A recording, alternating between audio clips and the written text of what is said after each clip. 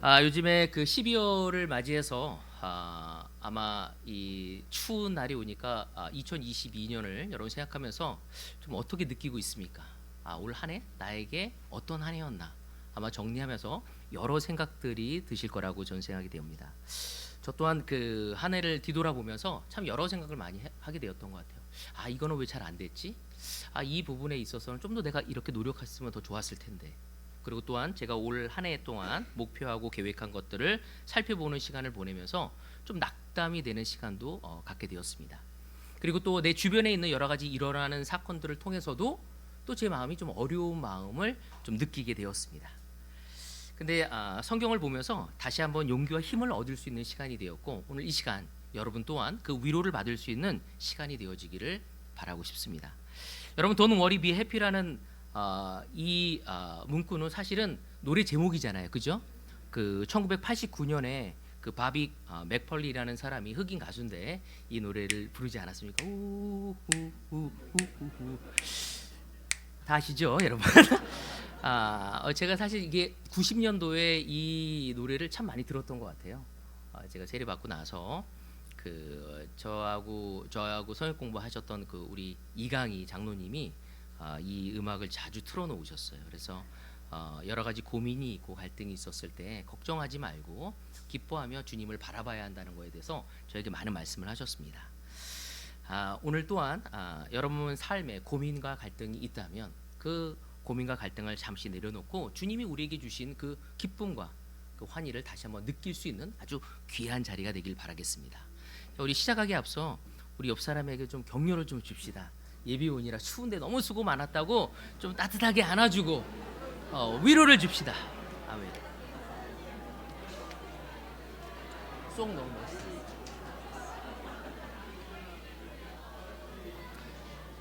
아멘. 서로 격려 주는 모습이 너무 아름답습니다. 오늘 특별히 우리 한혁성 그 형님을 통해서 들은 성찬 메시지도 제 마음속에 다가왔었고요. 또 송인도자가 참 너무 멋있는 것 같아요. 제가 들을 때마다 제 마음에 하나님을 향할 수 있는 마음을 준비시키는 것 같습니다. 우리 송인도자들에게도 감사의 박수를 한번. 아멘. 없습니다. 아, 자, 오늘은 제가 보고자 하는 말씀은요, 빌립보서입니다. 빌립보서는 총 4장으로 되어 있습니다. 어떻게 보면 되게 짧은 성경이죠. 그래서 많은 성경학자들은 이 빌립보를 가리켜서 기쁨의 서신이라고 이야기를 하고 있습니다. 그래서 이 빌립보에 쓰인 이 기쁨이라는 말은 사실 우리가 상식적으로 생각했었을 때 알고 있는 기쁨과 좀 다른 의미를 좀 가지고 있습니다. 여기서 나오는 기쁨은 내 주변의 환경과 내 환경이 내 뜻대로 되거나 또 형통하게 이루어졌기 때문에 기뻐하는 것이 아니라 그런 기쁨과는 좀 다른 기쁨을 이야기하고 있습니다. 빌립보에서 말하고 있는 기쁨은 삶 가운데 고난 중에 있고 또 환난 중에서도 기뻐할 수 있는 그러한 기쁨을 바울은 우리에게 설명해 주고자 하고 있습니다. 그래서 빌립보서를 기록할 때 이 바울이 어디 있었죠? 맞아요. 감옥에 있었습니다. 감옥에 있는데 이 기쁨의 서신을 쓰게 된 거죠. 여러분 혹시 감옥에 가신 분 있습니까? 저는 감옥에 비슷한 곳에 가본 적이 있습니다. 어린 나이였지만 되게 두려웠습니다. 창살 속에 들어가 있었고 형살이 오가면서 뒤통수를 빡빡 치면서 어떻게 여기 들어왔냐고 위협을 했을 때 너무 두려웠어. 또 부모님을 이 경찰서에서 만나는 것도 두렵고 담임 선생님을 만날 대한 두려움도 너무 컸습니다. 근데 지금 21세기, 20세기에 있는 감옥도 두려운데 정말 2000년 전에 그 감옥은 얼마나 두려웠겠습니까? 그리고 또 로마 감옥에 갇혀 있는 상황이었던 거였죠. 근데 이런 상황 속에서 바울은 그들에게 기쁨에 대해서 이야기하고 있습니다. 그 기쁨이 무엇일까요? 바로 다름 아닌 바로 예수님으로 인한 그 기쁨을 바울은 설명해 주고자 하고 있습니다. 우리는 그리스도인으로서 바울이 이야기하는 기쁨을 같이 한번 생각해 볼 필요가 있습니다. 이 세상은 모든 환경이 또 모든 것이 내 뜻대로 이루어져야지만이 기쁨을 가져가고 있습니다. 그러기에 상대적인 빈곤과 박탈감에 너무 많이 시달리고 있죠. 하지만 주님이 우리에게 주시고자 하는 기쁨은 그거와 상관없는 그것을 초월한 기쁨을 우리에게 주고자 하고 있다는 것입니다. 빌립보서 4장 같이 보도록 하겠습니다. 빌립보서 4장 4절입니다. 주님 안에서 항상 기뻐하십시오. 다시 말합니다. 기뻐하십시오. 바울은 자신이 기쁘지 않으면서 빌립보 형제 자매들에게 기뻐하라고 이야기한 것이 아닙니다. 내가 주님 안에서 감옥 안에서도 기뻐하고 있으니 너희도 기뻐할 수 있다는 것을 설명하고 있는 것입니다. 로마 감옥에 갇혀서 사실은 자칫하면 죽음을 당할 수도 있고 또 불구자가 될 수도 있고 또 평생 거기에 갇힐 수도 있는데도 불구하고 바울은 예수님으로 인해서 그 기쁨을 그들에게 설명하고자 하고 있습니다.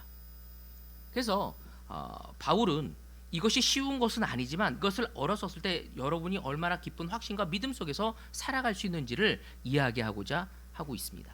그래서 바울은 기뻐하라고 얘기했는데 그냥 기뻐하라는 것이 아니라 주님 안에서 기뻐하라고 이야기하고 있죠. 여러분, 때로는 우리는 기뻐할 때 내 상황이 좋아져야지만이 기뻐하려고 하지만 바울은 바로 주님 안에서 기뻐할 것을 이야기하고 있습니다. 여러분, 주님 안에서 언제 기뻐하셨죠? 한번 생각해 보십시오. 언제 기뻐하셨습니까? 맞아요, 세례 받았을 때. 저도 세례 받을 때 너무 기뻤습니다. 제가 저희 교회에서 세례 받았을 때 교회가 1년이 되지 않았기 때문에 제가 세례할 땐 결혼부, 대학부, 싱글이 다 왔습니다. 그리고 제가 세례 받고 욕조에서 딱 나왔는데 막 사람들이 박수를 쳐주면서 축하한다고 얘기하면서 쉐어링을 막 나눠줬어요. 그때 몇몇 사람들이 야, 네 뒤에 무슨 후광이 비치는 것 같아 하면서 막 격려를 주는 거예요. 집에 가서 왠지 뒤통수가 막 뜨거움을 내가 느꼈어. 정말 빛이 나나? 날 정도로 너무 기뻤습니다. 그때 내가 죄를 용서받고 정말 주님 안에서 세워졌던 그 기분은 이루 말로 표현할 수 없습니다. 여러분 기억하십니까? 우리가 성경 공부할 때 죄를 좀 쓰지 않습니까? 그 죄를 쓰고 아무도 한 번도 고백하지 않았던, 아무도 내 죄를 몰랐던 그걸 누가 볼까 봐 꼬깃꼬깃 적어서 숨겨놓고 있었어요. 교세를 받고 나서 저는 기도하면서 그 촛불에 태워서 그걸 버렸습니다. 누가 볼까 봐 사실 너무나 정정긍긍했었죠. 그러면서 그것을 다 태우면서 하나님 안에서, 주님 안에서 내가 이것을 용서받았다는 기쁨은 이루 말로 표현할 수가 없었습니다. 한 세례 받고 나서 한 일주일 정도는 지상에서 한 5cm 정도 떠서 다녔던 기분이 있습니다.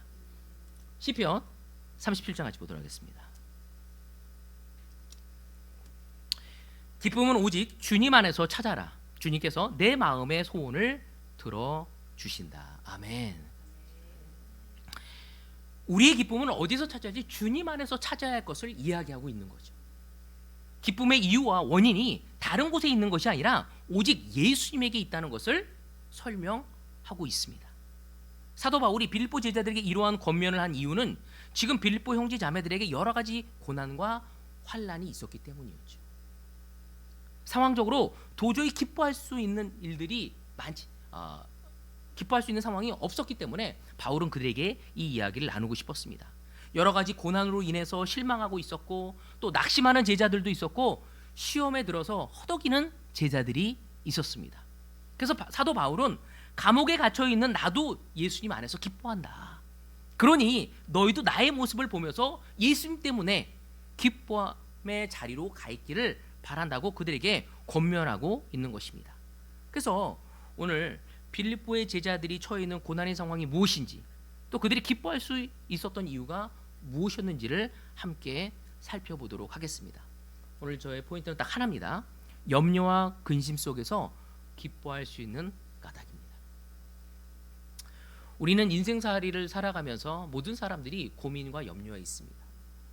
그래서 그걸로 인해서 기쁨을 잃어버릴 때가 너무 많죠. 하지만 주님은 오늘 이 시간, 이 주일 예배를 통해서 우리의 기쁨을 다시 한번 살려주고자 하고 있습니다.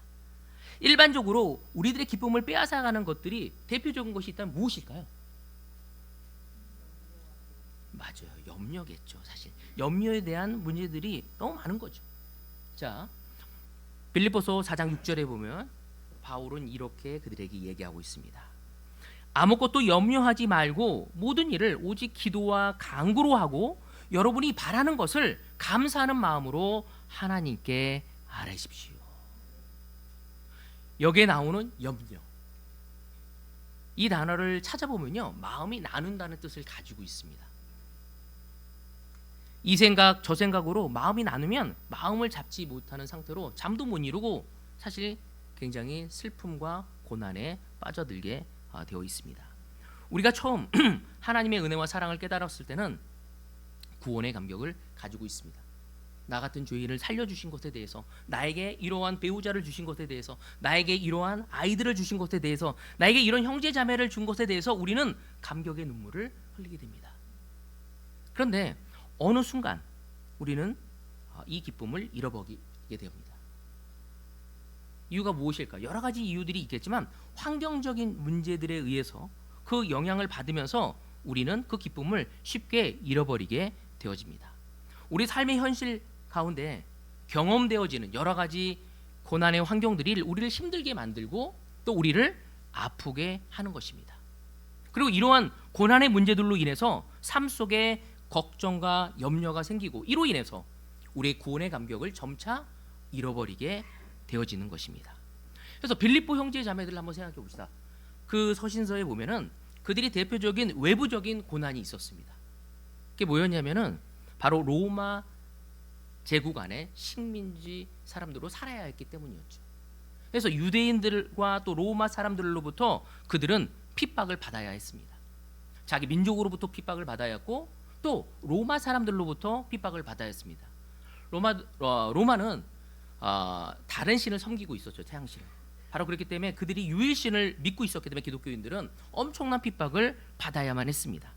그래서 그들은 그 안에서 신앙을 갖기가 너무 어려웠던 거예요. 숨어서 제가 그 대학원을 다닐 때 성지순례를 한번 갔는데요. 그 로마 사람들을 피해서 신앙생활을 하기 위해서 그 지하에서 그걸 생활한 모습을 보면서 너무 열악했었어요. 근데 거기에서 10년, 20년을 살면서 그들의 신앙을 지켰던 거였죠. 그러니까 우리가 지금 예배 가기 위해서 옷을 멋지게 차려입고 오는 거와는 완전히 다른 거죠. 숨어서 몰래 가서 예배를 드려야만 했습니다. 그것뿐이겠습니까? 그들은 기독교인이란 이유로 재산을 몰수당했습니다. 뿐만 아니라 십자가에 매달려 죽기도 하고 화형에 처해서 죽게 된 것입니다. 사회적인 문제가 있다면 그들이 무슨 문제를 일으킨 것처럼 비난을 받고 핍박을 받고 죽임을 당한 것이 그 당시에 그리스도인들의 삶이었던 것이었죠. 바로 이 빌립보 안에서도 그러한 문제들이 있었던 것입니다. 예수님을 믿는다는 것이 성공과 번역의 삶에 형통함을 가져오는 것이 아니라 오히려 더 큰 어려움을 맞이하게 된 거죠. 가난하고 먹고 사는 것이 힘든데 외부적으로도 더 어려움들이 오기 시작했고 신앙생활이 내 삶을 좀 편하게 해줄 줄 알았더니 더 많은 어려움을 맞이하게 된 것입니다. 그래서 많은 제자들이 이 부분 때문에 시험에 들기도 하고 신앙을 떠나는 사람들이 많이 생기게 된 것입니다. 여러분 오늘 시간 우리 한번 생각해 봅시다. 빌립보 형제 자매들이 그 외부적인 문제로 인해서 그런 어려움을 겪는 것처럼 여러분들은 그런 어려움이 없습니까? 우리 또한 이러한 동일한 문제들이 생깁니다. 예수님 믿으면 교회를 잘 다니면 세상에서 성공하고 또 물질과 건강의 복도 받고 세상에서 모든 것이 다 잘 될 줄 아는데 막상 믿고 보니까 그것이 아니라는 것을 깨닫게 될 때가 있죠. 내가 주님 안에서 사람을 만나 결혼하면 우리 부부관계가 너무나 아름다울 줄 알았어. 근데 이거 웬거? 주님을 안다는 내 남편이 왜 이 모양이지? 주님을 안다는 내 아내가 왜 이 모양이야? 내가 주님을 믿고 열심히 아이를 키우는데 왜 내 아이가 왜 이렇게 되어진 거지? 하면서 우리는 어려움을 느낄 때가 있습니다. 남편의 사업이 잘 되고 직장에서 승진되어지고 자녀들이 모두 좋은 대학을 가고 좋은 직장에 들어갈 줄 알았는데 그 반대의 일이 이루어진 거죠. 남편의 사업이 잘 되지도 않고 직장에서 승진도 못하고 자녀들이 좋은 대학과 좋은 직장에 취업에 되지 않은 일들이 벌어질 수 있다는 것입니다. 바로 물질에 어려움이 생기고 건강에 대한 어려움을 겪기도 할 때 우리는 시험에 들기 마련이라는 거죠. 그래서 스스로 이러한 하소연을 할 때가 있습니다. 내가 지금 잘못 믿고 있는 건 아닌가? 정말 이게 예수님을 믿은 결과인가? 혹시 여러분 그렇게 느끼고 있지는 않습니까? 오늘날 우리도 이러한 경험을 하고 있고 빌립보 형제 자매들 또한 역시도 그러한 경험을 하고 있었던 것입니다. 이런 외부적인 고난, 환경 속에서 오는 염려의 문제로 빌립보 형제 자매들이 많은 기쁨을 잃어가고 있었던 것은 바울이 알고 있었던 거였죠. 그들은 이 외부적인 문제뿐만 아니라 내부적인 문제로 인해서도 너무나 힘들어하고 있었습니다.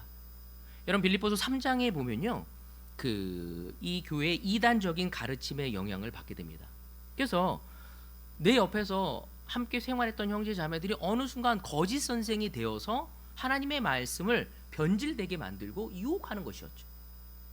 그러니까 다른 곳이 아니라 교회 내에서 아주 조용히 스며들어서 인간적으로 우리를 바라보게 만들고 예수님이 아닌 다른 율법적으로 그들을 설득하는 사람들이 생기기 시작한 것입니다.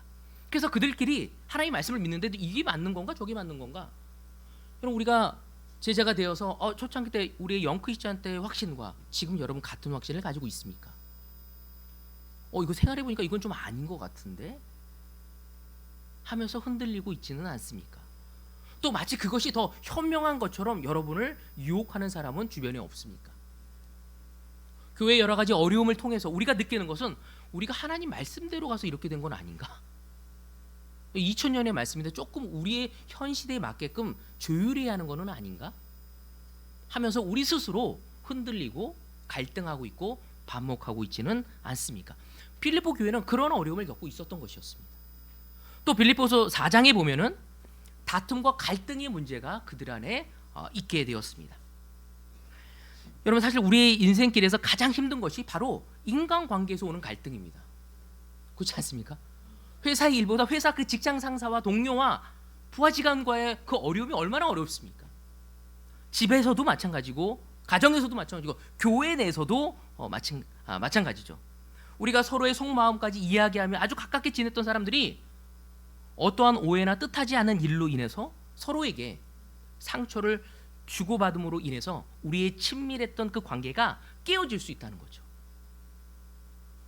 제가 제자가 되었을 때 틴이었는데 틴하고도 친했지만 대학부하고 친하고 결혼부하고도 다 친했어.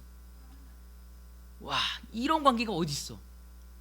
이 교회가 이제 30년이 지나고 나서 어려워지기 시작하는 거죠. 가장 가까웠던 형제가, 가장 가까웠던 자매가 얼굴도 보기 어려운 사람으로 되어질 수 있다는 것입니다. 이럴 때 우리는 매우 큰 아픔을 경험하게 되고 이걸로 인해서 신앙을 떠나는 사람들도 있습니다. 예수님의 사랑을 보고 예수님의 그 용서에 감동을 받아 감격을 받아 세례를 받은 우리가 이제는 그 관계의 오해로 인해서 상처로 인해서 주님을 떠나는 사람도 우리 주변에서 우리는 볼 수 있습니다. 여러분 교회 안에서 깊은 교제를 누리던 마음을 같이 했던 제자들이 오해와 갈등으로 인해서 얼굴을 피하고 있지 않은지 우리는 한번 우리의 마음을 살펴봐야 합니다. 이 갈등의 경험은 우리 신앙생활에 있어서 너무나 큰 낙심을 가져올 수 있습니다. 그래서 제가 예전에 어떤 책을 봤는데 비둘기가 평화의 상징이잖아요. 근데 비둘기 싸우면 어떻게 싸우는지 아세요? 죽을 때까지 싸워요. 그래서 기독교인들이 그렇다고 표현을 하더라고요. 평화를 상징하는 비둘기가 비둘기리 싸울 때는 굶어 죽이든지 죽을 때까지 괴롭혀요. 그러면서 기독교인 안에서 그런 관계를 가져가고 있다. 전 너무나 무섭고 또 창피하고 결코 주님의 교회를 그렇게 만들어서는 안 된다는 생각을 하게 되었습니다. 근데 빌립보 교회 내에서도 이런 문제가 있었던 거예요. 그래서 4장 2절에 보면요, 유오디아와 순두계라는 두 여자의 갈등이 아주 커요. 그러니까 4장밖에 되지 않은 그 빌립보 교회에 그 두 사람의 갈등의 문제를 나열하고 있거든요. 사실은. 그래서 여기 보면 유오디아라는 여자와 순두계라는 여자가 굉장히 대판 싸운 거예요. 사실. 이들이 원래는 교회를 위해서 또 예수님을 위해서 주님의 일을 위해서 희생하고 헌신했던 두 여인이 갈등과 다툼으로 인해서 두 사람의 문제를 뛰어넘어서 교회의 전체적인 아픔이 되어진 거예요. 그러니까 영크리스찬 두 명이 싸우면 어른들이 가서 이렇게 도와줄 수 있어요.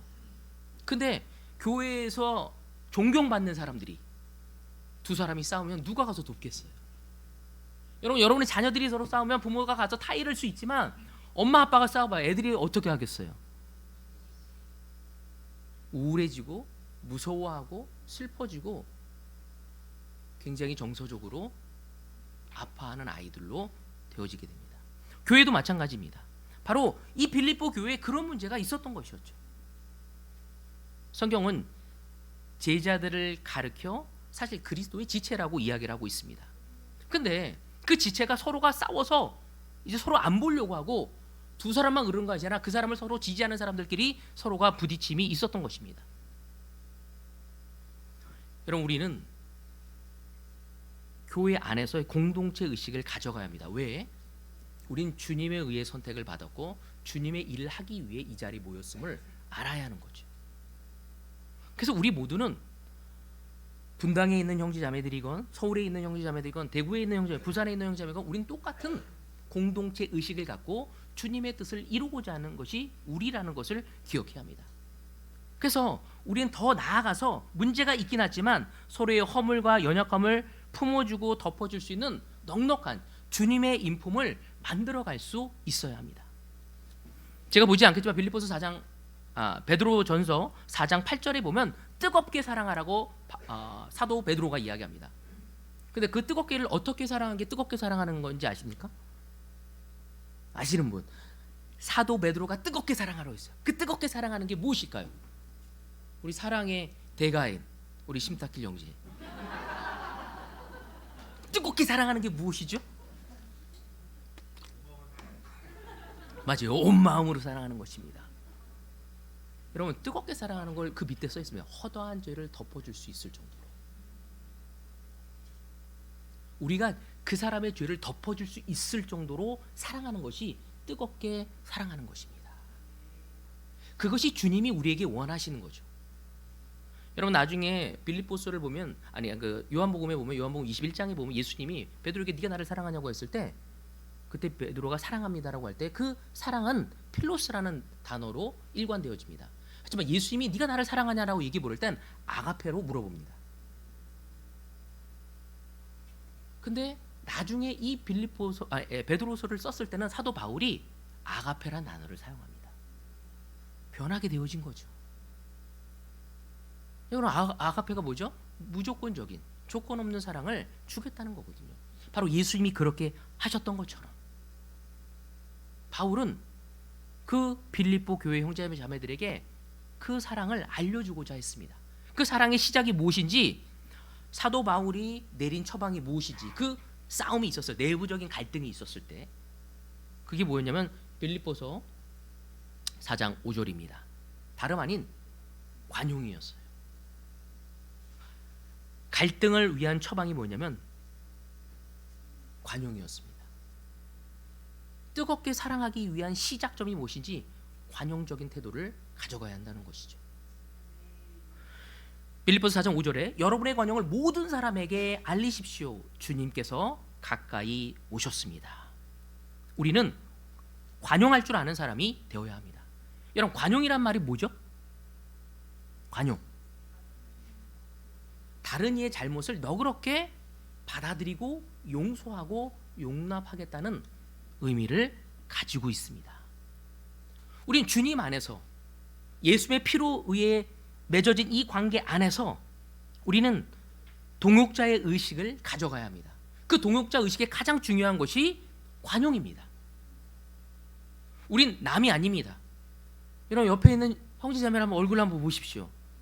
우리가 남이가 우리 남이 아니에요. 우리는 주님의 피로 맺어진 관계라는 겁니다. 아주 특별한 관계라는 거죠. 예수님 안에서 한 몸으로 부르심을 받은 사람이라는 거죠. 그래서 때로는 나에게 상처가 되고 어려움이 있다 할지라도 우리는 서로에게 관용을 베풀 수 있어야 돼요. 우리가 깨달을 게 뭐냐면 하나님이 나만 부르지 않고 저 형제도 부르셨다는 거죠. 저 자매도 부르셨고 나를 위해서만 십자가에 못 박혀 돌아가신 것이 아니라 내 옆에 있는 형제를 위해, 내 뒤에 있는 자매를 위해서도 예수님이 십자가에 못 박혀 돌아가셨다는 것을 알아야 합니다. 나만 특별한 존재가 아니라는 거죠. 내 뒤에 있고 내 앞에 있고 내 옆에 있는 형제 자매들이 예수님에게, 하나님에게 너무 특별한 존재임을 기억해야 하는 것입니다. 나나 저 형제나 저 자매나 우리 모두 예수님 안에서 함께 부르심을 받았고 예수님을 구주로 부르고 하나님을 아버지로 부르는 아주 특별한 우리는 관계가 있는 것입니다. 우린 이 사실을 잊지 말고 기억해야 합니다. 우리는 주님 안에서 같은 마음을 품어야 합니다. 서로 예수 안에서 운명을 같이 하는 동역자로서 서로를 기억하고 이 관용을 베풀어 갈 수 있어야 합니다.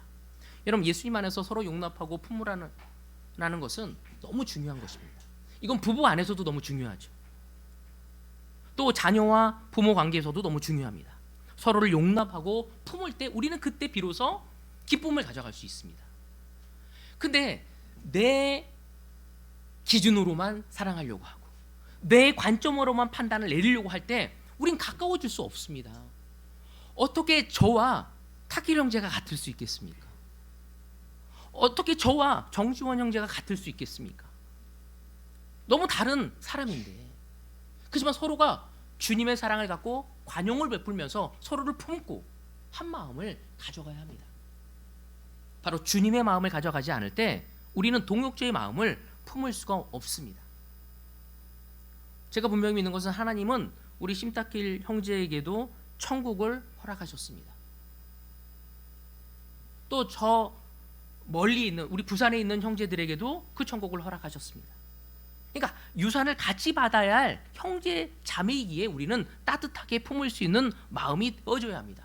그리고 서로를 용납할 수 있는 마음을 가져가야 합니다. 지금 21세기에 이 교회 안에서 우리가 더 깊게 사랑할 수 있는, 서로를 관용으로 베풀고 서로를 품을 수 있는 마음을 가져가야 합니다. 내 삶, 내 바이블톡, 내 교회가 아닌 우리는 우주적인 교회, 하나님의 교회임을 기억해야 합니다. 그래서 여러분이 고린도에 보면요, 1장에 보면 그 고린도 교회가 가장 큰 문제가 크거든요. 근데 거기에 설명할 때 그 교회를 뭐라고 바울이 부르냐면 하나님의 교회라고 부릅니다. 너희가 죄가 많고 문제가 있어도 하나님의 교회임을 기억시키고 있는 거거든요. 이 안에 나하고 맞지 않고 불편한 사람이 있다 할지라도 그 사람이 하나님의 사람이고 하나님 안에서 회개하고 함께 걸어가야 할 사람임을 알려주고 있는 것입니다. 우리가 이 땅에 복음을 전하기 위해서 서로를 용납하고 받아들이는 그 관용을 가져가지 않다면 우리는 이 땅의 빛과 소금의 역할을 할 수 없습니다. 지금 기독교를 많은 사람들은 개독교라고 부르잖아요. 왜? 모범이 안 되거든요. 우리가 하나님을 믿고 신앙을 믿고 있다면 우리 가정에서부터 본이 되어야 합니다. 부부 관계에서. 그리고 내 옆에 있는 형제 자매들과 그런 관계를 가져갈 수 있어야 합니다. 그 시작이 관용이라고 바로 바울은 우리에게 이야기하고 있는 것입니다. 관용과 더불어 더 다른 것을 또한 제안하고 있습니다. 4장 6절에 보면 아무것도 염려하지 말고 모든 일을 기도와 간구로 하고 여러분이 바라는 것을 감사하는 마음으로 하나님께 아뢰십시오. 관용을 가져볼 뿐만 아니라 관용을 가져가도 잘 안 될 때가 있거든요. 제가 33년 동안 제자 살면서 아무리 관용을 베풀어도 바뀌지 않는 사람도 있더라고요. 여기 보면은 바울은 뭐라 하냐면 기도와 간구라는 이야기를 하고 있습니다. 이 말은 뭐냐면 이 의미입니다. 나는 할 수 없으니 하나님 도와주십시오. 주님께 도움을 구하는 것입니다. 나는 나의 문제를 해결할 수 없습니다. 하나님, 저는 외부적인 환경을 주관할 수도 없고 이것을 이겨낼 수도 없습니다. 제가 노력으로도 해결할 수 없습니다. 전지전능하신 하나님께서 도와주시고 역사해달라고 구하는 것이 바로 기도고 간구고 아뢰는 것입니다. 이 말은 뭐냐면 내 삶에서 내가 할 수 있는 능력이 없게 하나님에게 항복을 하는 것이에요. 여러분의 부부관계를 지키려고 할 때 항복해야 합니다. 남편이 아내를 꺾을 수 없습니다. 또 아내가 남편을 꺾을 수 없습니다. 주님밖에 항복을 하고 주님이 내 배우자를 도울 수 있도록 기도하고 주님의 방법으로 다가가야 합니다. 형제 자매들 안에서도 마찬가지입니다. 직장 안에서도의 모든 관계 또한 하나님께 의탁할 수 있는 우리가 될 수 있어야 합니다. 여기서 보면 단순히 기도라고 말하지 않고 전제가 붙죠. 하나님께 아뢰 때 어떻게 아뢰라고 하죠? 감사하는 마음으로 하나님께 아뢰라고 얘기하고 있죠. 근데 너무 힘들어 죽겠는데 어떻게 감사하러 아뢰겠어요? 이거는 믿음을 의미하는 것입니다. 감사함으로 기도하고 간구하라는 것은 결국 이 외부적인 오는 여러 가지 문제, 내부적인 문제 이런 것들이 결국에는 이 모든 것을 협력해서 나에게 선으로 이루실 것을 알고 기도하는 거죠. 그러니까 지금 나에게 터진 그 모든 문제들이 하나님이 그 모든 것을 사용하셔서 또 협력해서 선을 이루신다. 로마서 8장 28절의 말씀을 이야기하고 있는 것입니다. 비록 내가 원하는 환경, 내가 계획한 대로 상황이 이끌어가지 않다 할지라도, 내 기대와 다르게 이루어지지 않았다 할지라도 결국에는 이 모든 것이 하나님의 주권대로, 섭리대로 모든 것이 하나님 안에서 협력해서 선을 이루고 나에게 최고의 것을 주시기 위한 믿음을 가지라고 말씀하시는 것입니다. 저는 목회자로 생활을 하면서 요즘에 느끼는 게 뭐냐면, 내 뜻대로 돼달라고 예전에 많이 기도했거든요. 근데 지금은 주님의 뜻대로 돼달라고 기도를 하고 있습니다. 제 자녀를 키울 때도 마찬가지고, 제 교회를 섬기고 또한 인도에 나갈 때도 마찬가지입니다. 제 뜻대로 되지 않을 때가 너무 많거든요. 우리는 내 뜻을 이루려는 것이 아니라 주님의 뜻을 이루고자 하는 사람이라는 것을 기억해야 합니다. 우리의 삶의 주인이 바로 예수님인 것을 기억할 수 있어야 합니다. 그러므로 우리 형제 자매들에 둘러싸이고 있는 환경들, 그 모든 것은 하나님의 주권 아래 모든 것이 허용되어진 것이고, 그리고 하나님은 그 모든 상황을 협력해서 우리 제자들에게 유익을 주실 것이라고 우리에게 확신을 주고 있는 것입니다. 바울은 그랬기에 감옥에 있으면서도 기뻐할 수 있었어요. 내가 감옥에 있지만 내가 죽을 수도 있고 더 고난을 받을 수도 있고, 그는 감옥에 있으면서 믿는 사람들한테도 조롱을 받았고요. 야, 하나님 말씀 믿는 대로 사는데 너는 왜 감옥에 있냐? 수치심을 느낄 수도 있었어요. 그렇지만 그는 하나님이 이 모든 상황을 통해서 선을 이루실 걸 믿었기 때문에 그 모든 것을 받아들이고 기뻐하고 감사할 수 있었던 것입니다. 빌립보서 4장 7절에 보면, 그리하면 사람의 헤아림을 뛰어넘는 하나님의 평화가 여러분의 마음과 생각을 그리스도 예수 안에서 지켜줄 것입니다. 그때 우리의 생각을 뛰어넘어서 하나님의 평화가 우리의 마음과 생각을 주님 안에서 지켜줄 거라고 얘기하고 있습니다. 여러분, 당장 모든 것이 다 해결되지 않을 수 있습니다. 나의 운명이, 나의 인생이 지금 이 상황이 하나님의 전능하신 손 안에 붙들려 있다면 우리는 평화를 가져갈 수 있다는 것입니다. 지금 내가 원하지 않은 상황이 있다 할지라도 하나님이 그것을 주관하고 있다면 우리는 안심할 수 있습니다. 내가 처한 상황 속에서 하나님이 그분의 백성들을 위해 최선을 행하신다는 사실을 우리는 믿어야 하고, 그것을 지킬 수 있고, 그것을 우리가 확신할 수 있다면 우리는 우리의 생각이 무너지지 않고 버틸 수 있고 견딜 수 있고 인내할 수 있는 것입니다. 바로 이 권면을 했던 것이 사도 바울이었죠. 바울은 감옥 안에서 그런 삶을 살아가고 있었기 때문에 빌립보 형제 자매들에게 이러한 말씀을 줄 수 있었던 것입니다. 왜? 그는 감옥에 있었지만 하나님의 절대적인 주권을 신뢰하고 있었기 때문이죠. 여러분, 제제 삶을 오래 사신 형제 자매들에게 물어보고 싶습니다. 또 한번 생각해 보길 원합니다. 여러분의 삶의 그 모든 것을 한번 뒤돌아 바라보면서 그 어려움이 어려움으로만 끝나지 않고 주님의 방법으로 갈 때 끝내는 그것이 다 선을 이루셨습니다. 오늘 이 시간 우리는 바울이 이야기한 그 하나님의 절대적인 주권을 우리의 삶에서 경험해 갈 수 있어야 합니다. 우리의 불행도, 돌발적인 사고도, 또 사람이 보기에 절망스러운 환경 속에서도 나의 이해를 넘는 하나님의 그 손길과 하나님의 그 주권을 경험해 가면서 감사함과 기도와 간구를 할 수 있는 우리 제자들이 되어지기를 바라고 싶습니다. 바로 그때 우리는 상황에 의해 이끌려가는 것이 아니라 이 환경을, 내 상황을 주도해 나갈 수 있는 우리가 될 수 있습니다. 여러분, 이스라엘 민족을 한번 생각해 보십시오. 바빌로니아에 의해서 이스라엘이 멸망했었을 때 그들은 너무나 땅을 치면서 통곡했습니다. 하나님의 백성이었고 선민의식을 갖고 있는 그들에게, 그렇지만 너무 아이러니하게도 그때 가장 많은 성경이 쓰여졌습니다. 또 로마에 의해서 그 이스라엘 민족이 핍박을 받고 어려움을 당할 때 하나님은 그 로마를 통해서 유럽 전역에 복음을 전할 수 있는 기회를 맞이하게 되었습니다. 여러분, 때로는 우리는 우리의 고난과 역경이 우리의 관점으로만 바라보기 시작한다면 우리는 헤어날 수 없을 것입니다.